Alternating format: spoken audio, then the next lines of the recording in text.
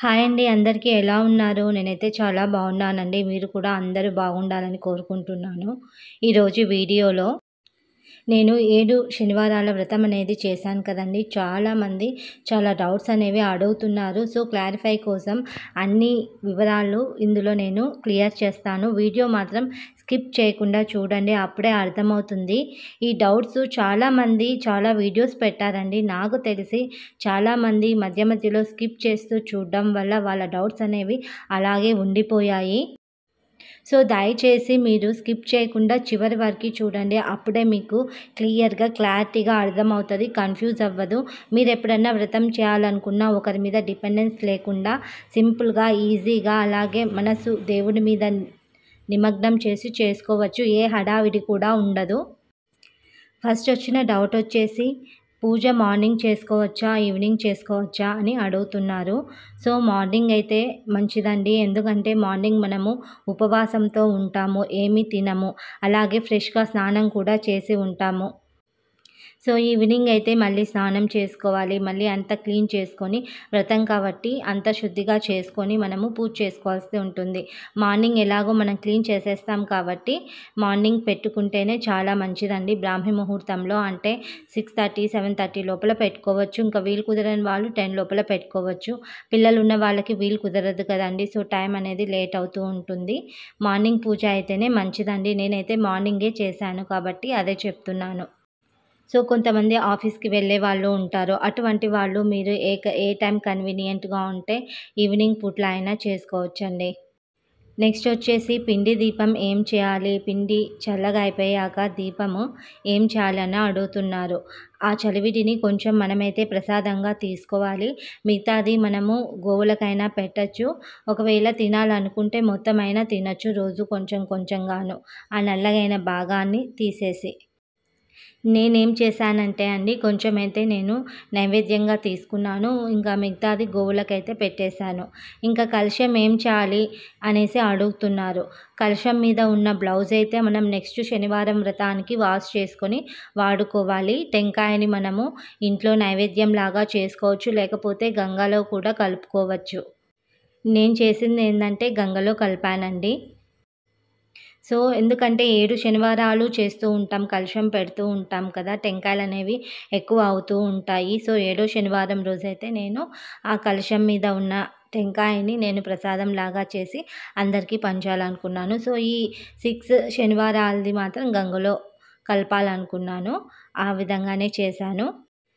ఇక కలశం కింద ఉన్న బియ్యము, అందులో పసుపు కానీ, కుంకుమ కానీ, అక్షింతలు కానీ ఏమన్నా ఉంటే మాత్రము పక్షులకి మనము ఆహారంగా పెట్టొచ్చు. లేకపోతే మనము అన్నీ మళ్ళీ మనం పెడుతూ ఉంటాం కదా! నెక్స్ట్ మళ్ళీ సెకండ్ శనివారం, థర్డ్ శనివారం అలా ఆ బియ్యం అన్నీ మనము నీట్‌గా, క్లీన్‌గా ఉంటే ఒక డబ్బాలో వేసి అది మనము పరమాన్నంగా చేసేసి లాస్ట్ శనివారం రోజు అందరికీ పంచుకోవచ్చు. నేను చేసిన బియ్యంలో నేను కొన్ని బియ్యమే వేశాను. అందులో పసుపు, కుంకుమ, అక్షింతలు అన్నీ కలిసిపోయాయి. సో, నేను అవైతే పిట్టలకు పెట్టానండి. నేను ఇంతకుముందు చెప్పాను కదా! మా ఇంటి దగ్గర పక్షులనేవి ఎక్కువగా వస్తుంటాయి. రామచిలుకలు రకరకాల పక్షులైతే వస్తున్నాయండి ఈ మధ్య. సో, వాటి కడుపు అనేది నిండుతుంది కదా! నేనైతే అట్లా వేస్ట్ చేయను. ఇంట్లో ఫుడ్ అయినా సరే, ఏదైనా సరే అవి మార్నింగ్ లేసి అరుస్తా ఉంటాయి. పెట్టేదాకా వదలవు. ఆ విధంగా అయితే చేసుకోవచ్చు. ఇంటి దగ్గర ఏవన్నా జంతువులకి కానీ, పక్షులకనే కాదు మూగజీవాలకు పెట్టుకోవచ్చు. వేస్ట్ మాత్రం చేయొద్దు అంతే. నెక్స్ట్ వచ్చేసి కలశంలో వాటర్ ఏం చేయాలని అడుగుతున్నారు. కలశం వాటర్ ఏం చేయాలంటే మనము ఇల్లంతా చల్లుకోవాలి. నేనైతే ఇల్లంతా చల్లానండి. ఇల్లంతా చల్లేసి లాస్ట్‌లో కొన్ని మిగిలితే అవి నేను తులసి చెట్లకు పోసుకోవచ్చు. చెట్లకు వేసేసాను. ఇంకొక డౌట్ వచ్చేసి ముడుపు అనేది మనము కంపల్సరీ తిరుమలకే వెళ్ళి వేయాలా అని అడుగుతున్నారు. లేదండి, వీలుంటే వెళ్ళొచ్చు తిరుమలకి. నాకు తెలిసి ఆ స్వామి తప్పించుకోవాలంటే ఏదో ఒక విధంగా ఇప్పుడు నేను చెప్పాను కదండీ మొదటి వారంలోనే లడ్డు వచ్చిందని. ఆ విధంగా ఆయన అద్భుతం చేసి రప్పించుకుంటాడు. ఇంకా కాని పక్షంలో మాత్రము దగ్గర ఉంటుంది కదా మనకి వెంకటేశ్వర స్వామి టెంపుల్స్ చాలానే ఉంటాయి. అక్కడ హుండీలో వేసుకోవచ్చు. తర్వాత మీకు వీలు కుదిరినప్పుడు వెళ్ళొచ్చు. నేను ఒకటే చెప్తానండి. ఏ పూజ చేసినా సరే, ఏ వ్రతం చేసినా సరే, ఏది ఆశించకుండా చేయండి. నాకిది కావాలి, ఇది చేస్తే నేను మీకు ఇది చేస్తాను అన్నది కాకుండా ఆయనకు తెలుసు. ఆయనకు తెలియంది ఏమీ ఉండదు. మనకేది కావాలి అనేది దేవుళ్ళకి తెలియకుండా అయితే ఏముండదు కదండీ! వాళ్ళు పెట్టిన ఈ జీవితము వాళ్ళు పెట్టిన భిక్షనే కాబట్టి వాళ్ళకన్నీ తెలుసు. నేనైతే అదే నమ్మకంతో పూజ అయితే చేసుకుంటున్నాను ప్రతి శనివారము. ఒక్కరోజు మొత్తము మనము ఆ దేవుణ్ణి నామస్మరణలో ఉండడం 365 డేస్‌లో ఒక్కరోజు మనము ఆయనకు అంకితం చేస్తే, ఆయన మనకు జీవితాంతము మన అండగా, మన తోడుగా ప్రతి ఒక్క మాట వెంకటేశ్వర స్వామి వింటాడంట అండి. చాగంటి గారు చెప్పారు. నేనొక వీడియోలో చూశాను. ఆయనకు తెలుసు ఎవరిని కొండ మీదకి రానియ్యాలో, ఎవరిని కిందనే ఉంచాలో ప్రతి ఒక్కటి ఆయనకు తెలుసండి. ఆయన అనుకుంటే క్షణం పట్టదు. ఒకరు నాకు మెసేజ్ పెట్టారు. 7 శనివారాల వ్రతం వాళ్ళు చేశారంట. 1 ఇయర్ అయ్యిందంట. కానీ ఏ రిజల్ట్ లేదు అనేసి. కంపల్సరీ వస్తుందండి. మీరు వెయిట్ చేయండి. కంపల్సరీ మీకు ఆ దేవుడనేది వింటాడు మీ బాధని. మీరు ఎటువంటి కోరిక కోరుకున్నా అదైతే కంపల్సరీ నెరవేరుతుంది. నాకైతే అసలు మిరాకిల్ ఈ 7 శనివారాల వ్రతం నేను చేస్తానని అస్సలు అనుకోలేదండి. ఆ దేవుడే కలశం పెడతానని అనుకోలేదు. నేను అసలు పూజ చేస్తానో చేయలేనో, అసలు ఎలా చేస్తానో కూడా అనుకోలేదు. సింపుల్‌గా ఆయనకు తగినట్టు, ఆయనకు నచ్చినట్టు నా చేత అయితే చేపించుకున్నాడు. నాకైతే అది ఒక్కటి చాలండి. నా కోరిక నెరవేరుతారో నెరవేరదో నేనైతే దాని గురించి పెద్దగా అనుకోలేదు. మనసు నిమ్మలంగా ఉండాలి, ప్రశాంతంగా ఉండాలి. ఇదొక్కటే నేను కోరుకునేది. దేనికైనా టైం పడుతుందండి. వెంటనే నెరవేరాలి అనేది ఏది ఉండదు. కొంతమందికి తొందరగా నెరవేరుతుంది. కొంతమందికి కొంచెం టైం పడుతుంది. మనం ఒక పూజ కానీ, వ్రతం కానీ చేస్తున్నాము అంటే అది మనం మంచి చేస్తున్నామనే అర్థం. మంచి చేసే వాళ్ళకి ఎప్పుడూ మంచే జరుగుతుంది. మీకు ఎలా అనుకూలం అయితేనో ఆ విధంగా చేసుకోండి. ఒకరు ఇలా చెప్పారు కాబట్టి కంపల్సరీ ఇలానే చేయాలని ఏమీ లేదు. కొంతమంది ఏం చేస్తారంటే పిండి దీపం ఒకటి పెట్టుకుంటారు. 7 శనివారాలు ప్రతి శనివారం వెంకటేశ్వర స్వామికి పిండి దీపం అనేది పెట్టుకుంటారు. పిండి దీపం అంటే చాలా ఇష్టం అనేసి. అలా అయినా చేసుకోవచ్చు. ఇంకొక అద్భుతం ఏం జరిగిందంటే అండి, నేను 7 శనివారాల వ్రతం స్టార్ట్ చేశానని చెప్పాను కదా!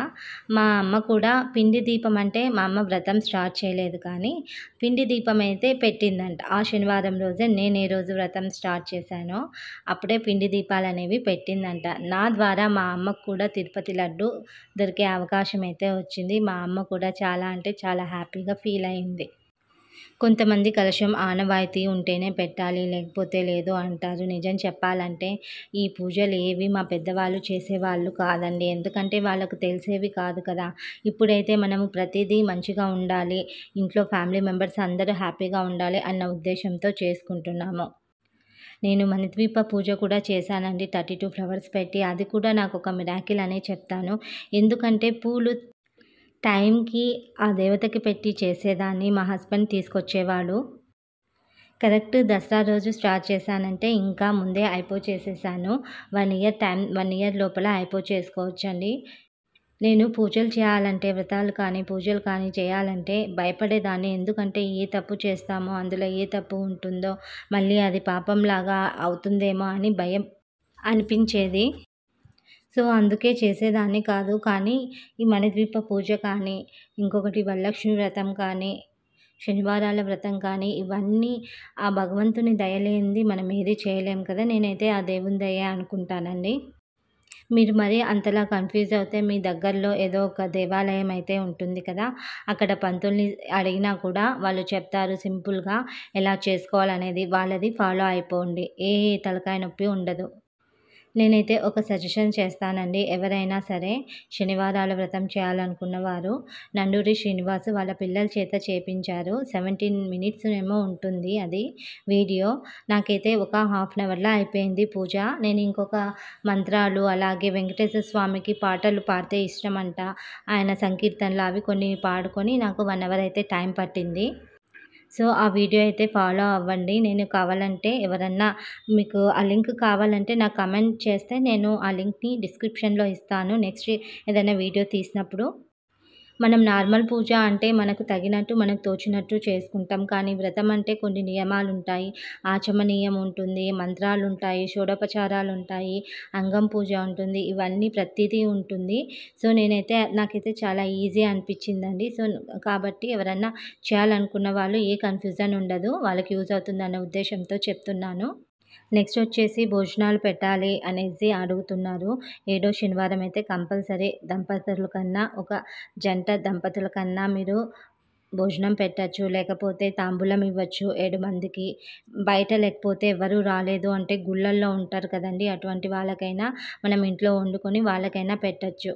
ఏదో ఒక విధంగా అయితే మనము మన సొంత వాళ్ళు కాకుండా బయట వాళ్ళకి పెడితే చాలా మంచిది అని అంటా ఉంటారు చాలామంది. నేనైతే ఒకటే నమ్ముతానండి. ఆ దేవుడే మన దగ్గరికి ఎవరు రావాలి అనేది నిర్ణయిస్తాడు. సో, నేను ఆ దేవునికే వదిలేశాను.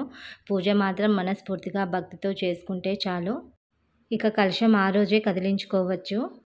ఈవినింగ్ పూజ చేసేసి పసుపు గణపతి మాత్రం తులసి చెట్టులో పెట్టకండి. ఆడవాళ్ళైతే పసుపు తాళిబొట్టు పూసుకొని స్నానం చేసుకోవచ్చు. ముఖానికి, ఒంటికి పూసుకోవాలి.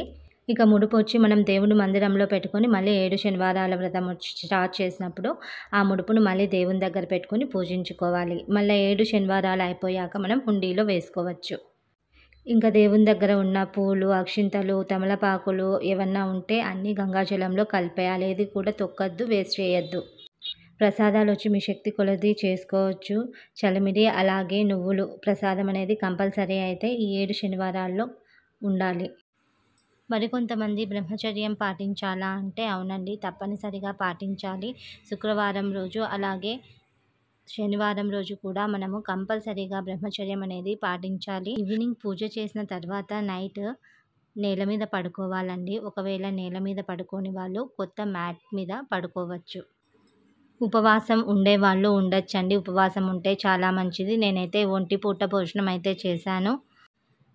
మధ్యాహ్నం కానీ ఏదో ఒక పూట మీరు టిఫిన్ లాగా తీసుకుంటే సరిపోతుంది. లైట్‌గా కడుపు నిండుగా కాకుండా ఉపవాసం ఉండేవాళ్ళు సాయంత్రము దేవునికి హారతి ఇచ్చినాక దేవుని దగ్గర చేసిన ప్రసాదం కొంచెం మనము తీసుకోవచ్చు. శనివారం రోజు వ్రతం చేయాలనుకున్న వాళ్ళు ఇల్లంతా క్లీన్ చేశాక పూజ చేసే ముందర పసుపు నీళ్లు చల్లుకొని టీవీలో కానీ లేకపోతే ఆడియో రూపంలో మొబైల్‌లో కానీ పావమాన సూక్తం ఉంటుంది. అది శుద్ధి మంత్రం. శుద్ధి అంతా చేసుకొని మనకి ఏదన్నా తప్పుగా అనిపిస్తే గానీ, మనకి మంచిగా లేదు అనిపిస్తే ఈ విధంగా మనము శుద్ధి చేసుకొని వ్రతం అనేది చేసుకోవచ్చు.